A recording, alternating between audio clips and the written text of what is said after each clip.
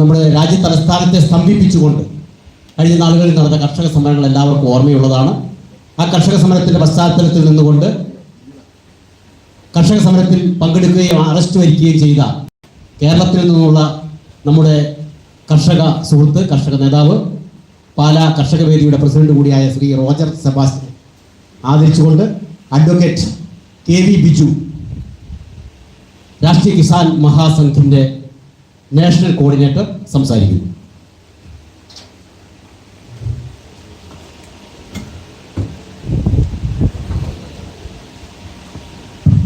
ആദ്യം ഡൽഹി കർഷക സമരത്തിൻ്റെ റിപ്പോർട്ടിംഗ് ആണ്, അതിനുശേഷം ആദരവ്.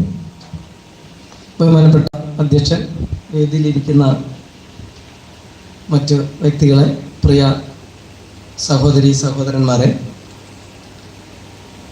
ഇത് രണ്ടാം വട്ടമാണ് കർഷക സമരം നടക്കുന്നത്. ഞാൻ 5 മിനിറ്റ് കർഷക സമരമായിട്ട് ബന്ധപ്പെട്ട കാര്യങ്ങൾ പറയാം, പിന്നെ കേരളവുമായിട്ട് ബന്ധപ്പെട്ട കാർഷിക പ്രതിസന്ധികളുമായിലേക്ക് കിടക്കാം. ഈ ആദ്യത്തെ കർഷക സമരം അവസാനിക്കുന്ന സമയത്ത് സർക്കാരുമായിട്ടൊരു കരാർ ഒപ്പിട്ടിരുന്നു.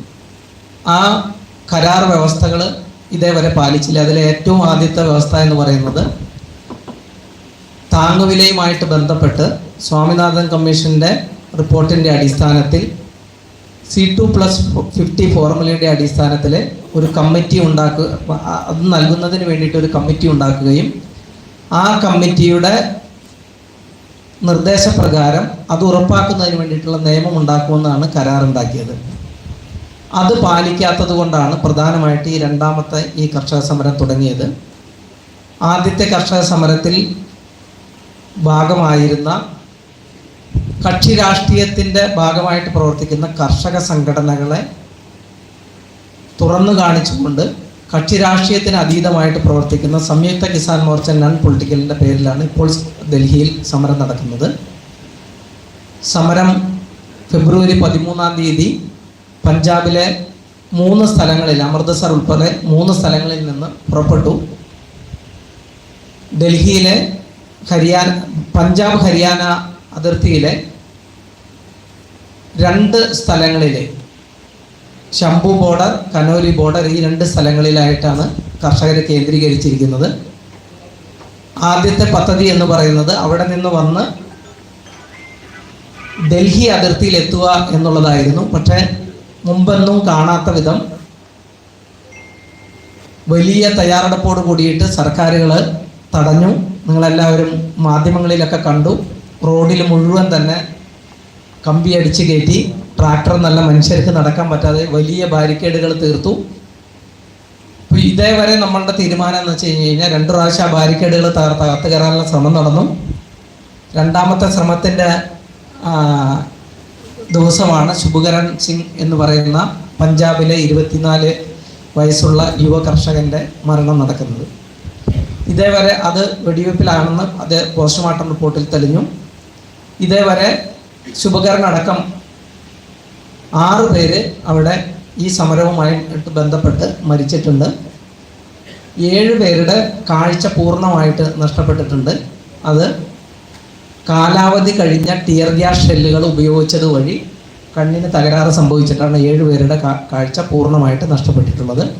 സമരം ഇപ്പോഴും തുടരുന്നു. സമരത്തിൻ്റെ ഈ MSPയുമായിട്ട് ബന്ധപ്പെട്ടതല്ലാതെ ലോക വ്യാപാര സംഘടനയിൽ നിന്ന് പുറത്തു വരിക, സ്വതന്ത്ര വ്യാപാര കരാറുകൾ റദ്ദാക്കുക.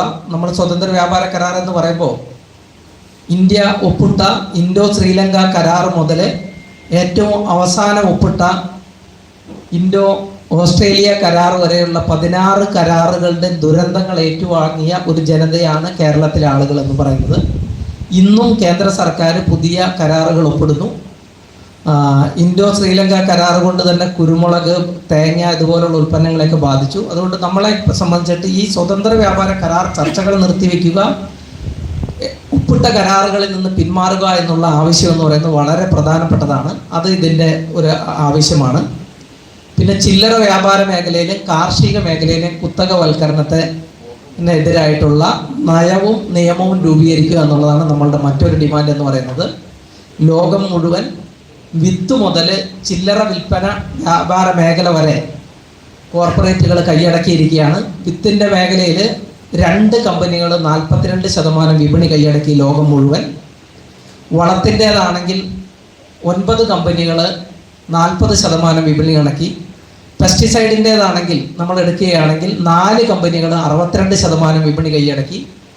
അങ്ങനെ ഈ കമ്പനികൾക്കൊക്കെ തന്നെ കൂടുതൽ സൗകര്യങ്ങൾ ഒരുക്കിക്കൊണ്ട് ഇന്ത്യയെ തന്നെ അവർക്ക് പൂർണ്ണമായിട്ട് തീരെഴുതുന്ന രീതിയിലുള്ള നയമാണ് NDA സർക്കാർ എടുക്കുന്നത്. അതിനെതിരെ കൂടിയിട്ടാണ് നമ്മളുടെ സമരം എന്ന് പറയുന്നത്. ഞാൻ സമരമായിട്ട് ബന്ധപ്പെട്ട വിഷയങ്ങളും കാര്യങ്ങളും ഇതിൽ നിർത്തിക്കൊണ്ട് മറ്റ് കാര്യങ്ങളിലേക്ക് കടക്കേണ്ടതുണ്ട്. അതിലേക്ക് വരികയാണ്. ഇന്ന് പരിസ്ഥിതിയും അതുപോലെ തന്നെ കർഷകനുമായിട്ട് ബന്ധപ്പെട്ട വിഷയത്തെ സംബന്ധിച്ച് ലോകം മുഴുവൻ ചർച്ചകൾ നടക്കുന്നുണ്ട്. ഇതുമായിട്ട് ബന്ധപ്പെട്ട ദേശീയ തലത്തിൽ സംയുക്ത കിസാൻ മോർച്ച നോൺ പൊളിറ്റിക്കൽ രൂപീകരിച്ചിട്ടുണ്ട്. രാഷ്ട്രീയതര സംയുക്ത കിസാൻ മോർച്ച രൂപീകരിച്ച ഒരു നയമുണ്ട്. നമ്മൾ അടിസ്ഥാനപരമായിട്ട് അത് മനസ്സിലാക്കേണ്ടതാണ്. ഈ പരിസ്ഥിതിയുമായിട്ട് ബന്ധപ്പെട്ട ഇന്ന് നടക്കുന്ന ആഗോള താപനമായാലും എല്ലാത്തിൻ്റെയും ദുരന്തങ്ങൾ ഏറ്റുവാങ്ങുന്ന സമൂഹമാണ് യഥാർത്ഥത്തിൽ കർഷകരെ. കേന്ദ്ര സർക്കാരായാലും കേരള സർക്കാർ ആയാലും വിളകളിലുള്ള കുറവുകൾ ഉൾപ്പെടെയുള്ള പാരിസ്ഥിതിക പ്രത്യാഘാതങ്ങളുടെ ആഘാതങ്ങളെ കുറിച്ചിട്ടുള്ള ഒരൊറ്റ പഠനം പോലും സത്യസന്ധമായിട്ട് പൊതുസമൂഹത്തിൽ എത്തിക്കാനായിട്ട് ശ്രമിച്ചിട്ടില്ല എന്നുള്ളത് ഒരു വസ്തുത.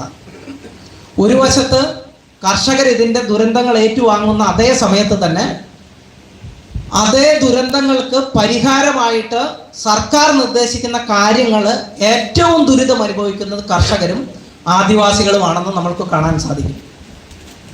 ഒരു സംഘടന, ഒരു പരിസ്ഥിതി സംഘടന, ഹൈദരാബാദ് ആസ്ഥാനമായിട്ട് പ്രവർത്തിക്കുന്ന ഒരു പരിസ്ഥിതി സംഘടന 2017 ഒരു കേസ് കൊടുക്കുന്നു. ആ കേസിൽ അവർ പറയുന്നത് വനാവകാശ നിയമപ്രകാരം ക്ലെയിം കിട്ടാത്ത ആളുകളെ മുഴുവൻ തന്നെ കുടിയൊഴിപ്പിക്കണം എന്ന് പറഞ്ഞുകൊണ്ടാണ്. അത് അനധികൃതമായിട്ട് വനത്തിൽ താമസിക്കുന്നവർ അവരെ കുടിയൊഴിപ്പിക്കണമെന്ന് പറഞ്ഞു. 2019 ഫെബ്രുവരി 13 സുപ്രീം കോടതിയുടെ വിധി വന്നു, ഇവരെ മുഴുവൻ കുടിയൊഴിപ്പിക്കണമെന്ന് പറഞ്ഞത്. ഞാൻ പരിസ്ഥിതിക്ക് വേണ്ടിയിട്ട് നിലകൊള്ളുന്ന ആളാണ്, വനത്തിന് വേണ്ടി നിലകൊള്ളുക. പക്ഷേ ആദ്യമായിട്ട് അതിനെതിരെ യോഗം വിളിച്ചത് ഡൽഹിയിൽ ആദിവാസികളുടെയും കർഷകരുടെയും യോഗം വിളിച്ചത് എൻ്റെ നേതൃത്വത്തിലായിരുന്നു. കാരണം എന്താണെന്ന് വെച്ചാൽ ഈ സംഘടന എന്ന് പറയുന്നത് എന്തുകൊണ്ട് ഈ സംഘടന ഇങ്ങനെ ഒരു കേസിന് പോയി, അവരെ ആര് സഹായിച്ചു എന്ന്, ആര് സഹായിക്കുന്നു, ആർക്ക് വേണ്ടിയിട്ട് അവർ കേസിന് പോയി എന്നുള്ള കാര്യം നമ്മൾ വളരെ വ്യക്തമായിട്ട് മനസ്സിലാക്കേണ്ടതുണ്ട്. ഇന്ത്യയിലെ അനധികൃത ഖനനം നടക്കുന്ന എല്ലാ മേഖലയിൽ നിന്നും തന്നെ ആദിവാസികൾക്ക് അവർക്ക് യാതൊരു രേഖകളില്ല എന്ന് പറഞ്ഞിട്ട് കൂട്ടത്തോടെ കുടിയൊഴിപ്പിക്കുകയാണ്. കർണാടക ആന്ധ്ര അതിർത്തിയിൽ, അതുപോലെ തന്നെ ഒറീസ അതിർത്തിയിൽ ഈ ഭാഗങ്ങളിലൊക്കെ നമ്മൾ ശ്രദ്ധിച്ചാൽ നമുക്ക് മനസ്സിലാക്കാൻ ഇവിടെ എല്ലാം തന്നെ അനധികൃത ഖനനങ്ങൾ നടക്കുന്നു. ഈ അനധികൃത ഖനനത്തിന്റെ ഭാഗമായിട്ട് ആദിവാസികളെയും അവിടുത്തെ ആധാരമോ അല്ലെങ്കിൽ പട്ടയമോ ഇല്ലാത്ത കർഷകരെ മുഴുവൻ കുടിയൊഴിപ്പിക്കുന്ന സമയത്ത് അവർക്കൊന്നും തന്നെ കിട്ടാറില്ല. അതിന്റെ പേരിൽ സംഘർഷങ്ങൾ നടക്കാറുണ്ട്, 100 കണക്കിന് ആൾക്കാർ മരിക്കാറുണ്ട്, അവരുടെ കഥകൾ പോലും പത്രത്തിൽ വരാറില്ല. അപ്പോൾ ഇങ്ങനെ പുതിയതായിട്ട് നമുക്കറിയാം ഖനന മേഖലയിൽ സ്വകാര്യവൽക്കരണം വന്നു. മുമ്പ് ചില മേഖലകളിൽ, അതായത് ഇരുമ്പ്, അയിര്, ഇതുപോലുള്ള അലുമിനിയം, ഇതുപോലുള്ള കാര്യങ്ങളുടെ ഖനനത്തിന് വേണ്ടിയിട്ടുള്ള അവകാശം പൂർണ്ണമായിട്ടും പബ്ലിക് സെക്ടർ കമ്പനികൾക്ക് മാത്രമായിരുന്നു. അതിന് വേണ്ടിയിട്ടാണ് സെയിൽ പോലുള്ള വലിയ സ്ഥാപനങ്ങൾ, ലോകത്തിലെ തന്നെ ഏറ്റവും വലിയ ഉരുക്ക് വ്യവസായ സ്ഥാപനങ്ങളൊക്കെ സർക്കാരിൻ്റെ കീഴിൽ ഉണ്ടാക്കിയത്. ഇതിന് വിട്ടിട്ട് പിന്നീട് 1998 വാജ്പേയി സർക്കാർ വന്ന സമയത്ത് മുതൽ സ്വകാര്യ മേഖലയിൽ ഖനനം അനുവദിച്ചു. ഇതിൻ്റെ ഏറ്റവും വലിയ ദുരന്ത വശം എന്ന് പറയുന്നത് ഈ സ്വകാര്യ കമ്പനികൾക്ക് കിട്ടുന്ന ലൈസൻസിന്റെ 10 ഇരട്ടി സ്ഥലത്ത് അല്ലെങ്കിൽ 15 ഇരട്ടി സ്ഥലത്തൊക്കെ അവർ അനധികൃത ഖനനം നടത്തുകയും അവരുടെ വിഭവങ്ങൾ മുഴുവൻ തന്നെ, ആ പ്രാദേശിക ജനങ്ങളുടെ വിഭവങ്ങൾ മുഴുവൻ തന്നെ അവർ കൈയടക്കുന്ന സാഹചര്യം ഉണ്ടായി. അപ്പോൾ എന്തുകൊണ്ട് ഈ ഹൈദരാബാദ് ആസ്ഥാനമായിട്ട് പ്രവർത്തിക്കുന്ന ഈ സംഘടന ഇങ്ങനെ ഒരു കേസ് കൊടുത്തു എന്ന് ചോദിച്ചാൽ, ഇതേ കുത്തകകൾക്ക്, ഇതേ സ്വകാര്യ കുത്തകൾക്ക് സൗകര്യം ഒരുക്കുന്നതിന് വേണ്ടിയിട്ടാണ്, ആദിവാസികളെ ഒഴിപ്പിക്കുന്നതിന് വേണ്ടിയിട്ടാണ് ഇതിന് പോയത് എന്നുള്ള വസ്തുത മനസ്സിലാക്കിയതുകൊണ്ടാണ് ഞങ്ങൾ അതിനെ നിലകൊണ്ടത്. ഇനി കർഷകരുടെ കാര്യം എടുക്കുക. ഇന്ന് അന്തർദേശീയ തലത്തിൽ പ്രവർത്തിക്കുന്ന അല്ലെങ്കിൽ ഇന്ത്യയിൽ പ്രവർത്തിക്കുന്ന ഇതുപോലെ നിരന്തരമായിട്ട് കേസിന് പോകുന്ന പരിസ്ഥിതി സംഘടനകൾ ആരും തന്നെ ബഹിഷ്കരണം കുറയ്ക്കുക എന്നുള്ള അടിസ്ഥാനപരമായ ആശയത്തിൽ ഊന്നിയല്ല ആരും തന്നെ പ്രവർത്തിക്കുന്നത്. അവരെല്ലാവരും തന്നെ ബഹിഷ്കരണത്തിൽ ഊന്നാത്തതിന്റെ അടിസ്ഥാനപരമായ കാരണം എന്ന് പറയുന്നത്, അങ്ങനെ പ്രവർത്തിച്ചാൽ, അതായത് ബഹിഷ്കരണം കുറച്ചു കഴിഞ്ഞു കഴിഞ്ഞാൽ വാഹനങ്ങളെ നിയന്ത്രിക്കേണ്ടി വരും. വാഹനങ്ങളെ നിയന്ത്രിക്കേണ്ടി വന്ന ഈ നാട്ടിലെ കോർപ്പറേറ്റുകളുടെ ലാഭം കുറയും. അതുപോലെ കോർപ്പറേറ്റുകളുടെ ലാഭത്തിൽ കുറവ് വരുന്ന GDP വർദ്ധിച്ചു തന്നെ ഇരിക്കണമെന്നുള്ള സാമ്പത്തിക സിദ്ധാന്തത്തിന്റെ അടിസ്ഥാനത്തിൽ കോർപ്പറേറ്റുകളുടെ ഒരു ലാഭവും കുറയ്ക്കാതെ അവർ ചെയ്യുന്ന പുതിയ നടപടി എന്ന് വെച്ച് കഴിഞ്ഞാൽ കൂടുതൽ മേഖലയെ വനമേഖലയാക്കുക, കൂടുതൽ വൃക്ഷങ്ങൾ ഉണ്ടാക്കുക, അതുവഴി കാർബൺ ബഹിർഗമനത്തെ തടയുക, കുറയ്ക്കുക എന്നുള്ള നടപടി എടുക്കുന്നു. ഇന്നേ വരെ കഴിഞ്ഞ 14 വർഷമായിട്ട് ഈ എടുത്ത ഒരൊറ്റ നടപടികൾ കൊണ്ടും കാർബൺ എമിഷൻ കുറഞ്ഞിട്ടില്ല, കൂടിയിട്ടുള്ളൂ. ഇപ്പൊ നമ്മൾ പറയുന്നു കർഷകര് ദേശീയ തലത്തിലും അന്തർദേശീയ തലത്തിലും നമ്മൾ പറയുന്ന കാര്യം എന്ന് പറയുന്നത്, ഞങ്ങളുടെ കൃഷി അവതാളത്തിലാവുന്നു നിങ്ങളുടെ ബഹിർഗമനം കൊണ്ട്, നിങ്ങളുടെ കാർബൺ എമിഷൻ കൊണ്ട്. അതുകൊണ്ട് നിങ്ങൾ പറയുന്ന മാർഗമല്ല, ഞങ്ങൾ മാർഗങ്ങൾ നിർദ്ദേശിക്കും, അതനുസരിക്കാൻ നിങ്ങൾ തയ്യാറാവണമെന്ന് പറയേണ്ടുന്ന ഒരു സമയമാണ് നമ്മളെ സംബന്ധിച്ചത്. ഇന്ന് 2 കാര്യങ്ങൾ നടക്കുന്നു. ഒന്ന്, ഇന്ത്യ മുഴുവൻ തന്നെ കൂടുതൽ വനം ഉണ്ടാക്കുന്നതിന് വേണ്ടിയിട്ട് ശ്രമം നടക്കുന്നു. പക്ഷെ ബഹിർഗമനം കുറയ്ക്കാനുള്ള യാതൊരു നടപടികളും ഇല്ല. ഡൽഹിയിലെ പൊല്യൂഷന്റെ കാര്യം തന്നെ വരുന്ന സമയത്ത് കേന്ദ്ര സർക്കാർ പറയുന്നത് എന്താണ്? അത് കർഷകർ പരാതി കത്തിക്കുന്നുണ്ട്, വൈക്കോലിന്റെ വേസ്റ്റ് കത്തിക്കുന്നത് കൊണ്ടാണെന്ന് പറയുന്നു. ഞാൻ അതിനെക്കുറിച്ച് ഒരു പഠനം നടത്തി. എർത്ത് സയൻസിന്റെ സ്റ്റഡി പറയുന്നത് ഡൽഹിയിലെ പൊല്യൂഷന്റെ 41% എന്ന് വെച്ചാൽ വെഹിക്കിൾ പൊല്യൂഷനാണ്. 21.5% എന്നത് ഡസ്റ്റ് പൊല്യൂഷനാണ്. അത് മുഴുവൻ കൺസ്ട്രക്ഷനുമായിട്ട് ബന്ധപ്പെട്ടതാണ്. 18% ഇൻഡസ്ട്രിയൽ പൊല്യൂഷനാണ്. ബാക്കി പൊല്യൂഷനുകൾ 10% കഴിഞ്ഞിട്ട് കർഷകർ പരാതി കത്തിക്കുമ്പോൾ, അതായത് വൈക്കോലിന്റെ വേസ്റ്റ് കത്തിക്കുമ്പോൾ വെറും 1.5 മാസം ഉണ്ടാക്കുന്ന മലിനീകരണം എന്ന് പറയുന്നത് യഥാർത്ഥത്തിൽ 4%, 5%. ഈ നാട്ടിലെ ദിനപത്രങ്ങള് ഡൽഹിയിൽ മൂടൽമഞ്ഞ് ഉണ്ടായിക്കഴിഞ്ഞാൽ ഉടനെ തന്നെ പറയും കർഷകർ കത്തിക്കുന്നു എന്ന് പറയും.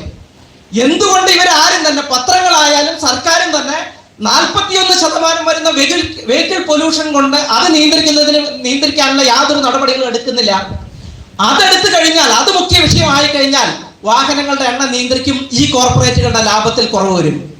അതിനെല്ലാവരും 41% എമിഷൻ ഉണ്ടാക്കുന്ന വാഹനങ്ങളുടെ അതിനെ നിയന്ത്രിക്കുന്നതിന് പകരമായിട്ട് എല്ലാവരും തന്നെ കുറ്റക്കാരായിട്ട് 4-5% വെറും 45 ദിവസത്തേക്കോ 60 ദിവസത്തേക്കോ മാത്രം ഉണ്ടാക്കുന്ന കർഷകനെ വൈക്കോല് കത്തിക്കുന്ന പ്രശ്നത്തെ മുഖ്യ പ്രശ്നമായിട്ട് എടുത്തുകൊണ്ട് അവർ പൂർണ്ണമായിട്ടും കർഷകനെതിരെ മാധ്യമങ്ങളെയും ഡൽഹിയിലെ ജനങ്ങളെയും എതിർക്കാൻ വരുന്ന രീതിയിൽ, കർഷകരെ എതിർക്കാൻ വരുന്ന രീതിയിൽ വലിയ ചർച്ചാ വിഷയമാക്കുകയും കർഷകനെതിരായിട്ടുള്ള ജനവികാരം ഉണ്ടാക്കുകയും ചെയ്തു. ഓരോ കാര്യത്തിലും തന്നെ സംഭവിക്കുന്ന ഇതാണ്. ഇനി കേരളത്തിലെ കാര്യം എടുക്കുക. കേരളത്തിലെ പ്രധാനപ്പെട്ട വകുപ്പുകളൊക്കെ കൈകാര്യം ചെയ്യുന്ന കർഷകനുമായിട്ട് ബന്ധപ്പെട്ടുന്ന കൃഷി വകുപ്പ്, റവന്യൂ വകുപ്പ്, ഇതൊക്കെ കൈകാര്യം ചെയ്യുന്ന പ്രസ്ഥാനങ്ങളുണ്ട്. ഈ പ്രസ്ഥാനങ്ങളുടെ ഇതുമായിട്ട് ബന്ധപ്പെട്ട കാഴ്ചപ്പാടുകൾ എന്താണ്? ഞങ്ങളുടെ ഒപ്പം ഡൽഹിയിൽ സമരം ചെയ്യുന്നു. ഈ പരാതി കത്തിക്കുന്ന പ്രശ്നത്തിൽ ഞങ്ങൾ വളരെ ശക്തമായിട്ട് അവരും ഞങ്ങളോടൊപ്പം നിലനിൽക്കുന്നു.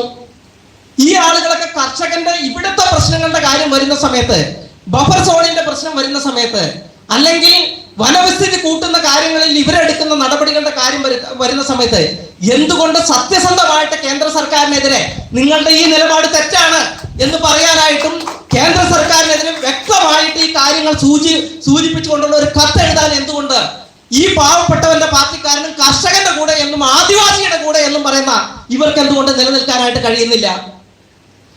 ഭൂമി പ്രശ്നത്തിന്റെ പേരിൽ കഴിഞ്ഞ വർഷം ബിനോയ് വിശ്വം ആന്ധ്രയിൽ സമരം ചെയ്യാൻ പോയി. കേരളത്തിലെ 3 പ്രധാനപ്പെട്ട ഭൂമിയുമായിട്ട് ബന്ധപ്പെട്ട സമരങ്ങളുണ്ട്.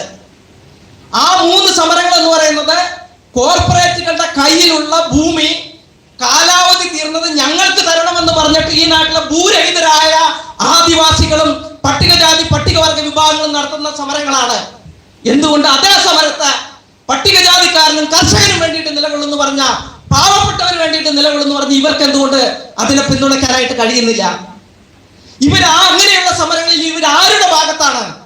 ബിനോയ് വിശ്വം എന്തുകൊണ്ട് ഈ നാട്ടിലെ 100 കണക്കിന് ഏക്കർ ഭൂമി പാവപ്പെട്ട കർഷകനോ അല്ലെങ്കിൽ ആദിവാസിക്കോ ഭൂരഹിതരായവർക്ക് വിതരണം ചെയ്യേണ്ടുന്ന ഭൂമി അവർക്ക് വിതരണം ചെയ്യാതെ കേന്ദ്ര നയത്തിന്റെ അടിസ്ഥാനത്തിൽ വനവും അതുപോലെ തന്നെ വൃക്ഷങ്ങളും കൂട്ടുക എന്നുള്ള ബഹിർഗമനത്തിന് എതിരായിട്ടുള്ള നിലപാടെടുക്കുന്ന നയത്തിന്റെ അടിസ്ഥാനത്തിൽ ഇവരുടെ വനം വകുപ്പും ഇവരുടെ റവന്യൂ വകുപ്പും എന്തുകൊണ്ട് തീരുമാനമെടുക്കുന്നു? ഈ പച്ചയായ ചോദ്യങ്ങൾ നമ്മൾക്ക് എല്ലാവർക്കും തന്നെ ചോദിക്കാനായിട്ട് കഴിയണം. അത് പാവപ്പെട്ടവന്റെ പാർട്ടിയായാലും പട്ടികജാതിക്കാരന്റെ പാർട്ടിയായാലും ദേശീയത പറയുന്നവരുടെ പാർട്ടിയായാലും അവരും പട്ടികജാതിക്കാർക്ക് വേണ്ടി നിലകൊള്ളുന്നവരാണ്. അവരെല്ലാവരും തന്നെ ഭൂരഹിതരായ പട്ടികജാതിക്കാരനോ ഭൂരഹിതരായ കർഷകനോ 1 ഇഞ്ച് ഭൂമി പോലും നൽകാനായിട്ടുള്ള നയങ്ങൾ ആരും തന്നെ എടുക്കുന്നില്ല. അവരും തന്നെ എടുക്കുന്ന കാര്യം എന്താണെന്ന് ചോദിച്ചാൽ പൂർണ്ണമായിട്ടും അവരെടുക്കുന്ന നയം എന്ന് പറയുന്നത് കോർപ്പറേറ്റ് രാഷ്ട്രീയത്തിന്റെ പേരിൽ അന്തർദേശീയ തലത്തിൽ രൂപം കൊണ്ട ഗൂഢാലോചനയെ പൂർണ്ണമായിട്ടും പിന്തുണയ്ക്കുന്ന നയങ്ങളാണ് ഈ CPI, CPM അടക്കമുള്ള എല്ലാ കക്ഷികളും എടുക്കുന്നതെന്ന് ബഫർ സോണിന്റെ പ്രശ്നത്തിലായാലും ഭൂരഹിതരുടെ പ്രശ്നത്തിൽ ആരുടെ പ്രശ്നത്തിൽ എടുക്കുന്നതെന്ന് നമുക്ക് കാണാൻ സാധിക്കും. അതുകൊണ്ട് തന്നെ ഇവരുടെ ഈ കാര്യങ്ങളെ തുറന്നു കാണിക്കാനായിട്ട് സത്യസന്ധമായിട്ട് കർഷകർ പഠിക്കണം. എന്താണ് ബഹിർഗമനം കൊണ്ടുള്ള ദോഷമെന്ന് അതിന്റെ ദുരന്തം അനുഭവിക്കുന്ന നമ്മൾ പറയണം. ഇതാണ് ഞങ്ങൾക്ക് വേണ്ട പോളിസി എന്ന്.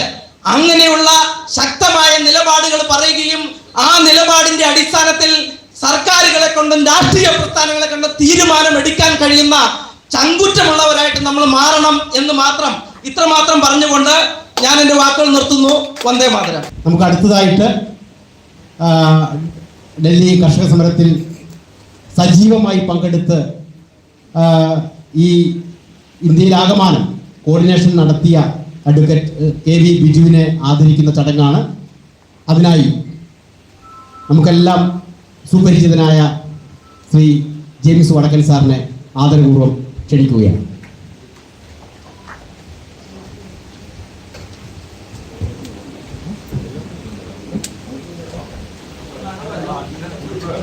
അത് തീർത്തും ആവേശകരമായ ഒരു നിമിഷമാണ് നമ്മളെ സംബന്ധിച്ചിടത്തോളം. കാരണം നമുക്ക് പലർക്കും ഡൽഹിയിൽ പോയി കർഷക സമരത്തിലൊക്കെ പങ്കെടുക്കണമെന്ന് ആഗ്രഹം ഉണ്ടായിട്ടും നമുക്ക് പങ്കെടുക്കാൻ സാധിച്ചില്ല. നമ്മുടെ ഭാരതത്തിൻ്റെ ഇങ്ങേ അറ്റത്തു നിന്ന് ഈ കർഷക സമരത്തിൻ്റെ നേതൃനിരയിലേക്ക് ഉയരുകയും ഇന്ത്യയിലാകമാനം കർഷകരുടെ മുക്തകണ്ഠമായ പ്രശംസയ്ക്ക് പാത്രമാവുകയും ചെയ്ത ശ്രീ KV ബിജുവിന് കർഷക ഉച്ചകോടിയുടെ ഹാർദവമായ അഭിനന്ദനങ്ങൾ അറിയിക്കുകയാണ്. അടുത്തതായി നമ്മുടെ കേരളത്തിൽ നിന്ന് പാലാ കർഷക വേദിയുടെ പ്രസിഡന്റ്, വളരെ നിഷ്കളങ്കനായ ഒരു കർഷകൻ. അദ്ദേഹത്തിൻ്റെ കയ്യിൽ നിങ്ങൾക്ക് ഇപ്പോൾ പരിശോധിച്ചാലും റബ്ബറിൻ്റെ ഒട്ടുപാലിരിക്കുന്നത് നിങ്ങൾക്ക് കാണാൻ പറ്റും. അത്രമാത്രം കൃഷിയെ സ്നേഹിക്കുന്ന, മണ്ണിനെ സ്നേഹിക്കുന്ന, മണ്ണിൻ്റെ മണമുള്ള കർഷകൻ നമ്മുടെ പ്രിയങ്കരനായ ശ്രീ റോജർ സെബാസ്റ്റ്യൻ. അദ്ദേഹം കർഷക സമരത്തിൽ പങ്കെടുക്കുക ഇപ്പം കൃഷിയെ ഏറ്റവും വലിയൊരു ക്രിമിനൽ കുറ്റമായിട്ടാണ് ഭരണകൂടം കാണുന്നതെന്ന് എന്നുള്ളതിൻ്റെ ഏറ്റവും വലിയൊരു തെളിവാണ്. അദ്ദേഹത്തെ 10-25ഓളം പോലീസുകാർ അദ്ദേഹം താമസിച്ചിരുന്ന കെട്ടിടം വളഞ്ഞ് ഒരു വലിയ ഭീകരനെ പിടിക്കുന്നത് പോലെ അറസ്റ്റ് ചെയ്ത ഒരു സംഭവം ഉണ്ടായിരുന്നു. തീർച്ചയായും അത് നമ്മളെ സംബന്ധിച്ചിടത്തോളം വളരെ അഭിമാനാർഹമായ ഒരു സംഭവമാണ്. നമുക്ക് എല്ലാവർക്കും വേണ്ടി കർഷക സമരത്തിൽ പങ്കെടുത്ത് അറസ്റ്റ് വരിച്ച ശ്രീ റോജർ സെബാസ്റ്റ്യനെ ആദരിക്കുന്നതിന് വേണ്ടി രാഷ്ട്രീയ മഹാസംഘിൻ്റെ നാഷണൽ കോർഡിനേറ്റർ കൂടിയായിട്ടുള്ള അഡ്വക്കേറ്റ് KV ബിജുവിനോട് സ്നേഹപൂർവ്വം അഭ്യർത്ഥിക്കുകയാണ് അദ്ദേഹത്തിനുള്ള ആദരവ് സമർപ്പിക്കുന്നത്. ശ്രീ റോജർ സെബാസ്റ്റ്യൻ സ്റ്റേജിലേക്ക് കയറി വന്ന് ആദരവ് ഏറ്റുവാങ്ങണമെന്ന് അഭ്യർത്ഥിക്കുന്നു. നമുക്ക് നല്ലൊരു കയ്യടി ശ്രീ റോജർ സെബാസ്റ്റ്യന്.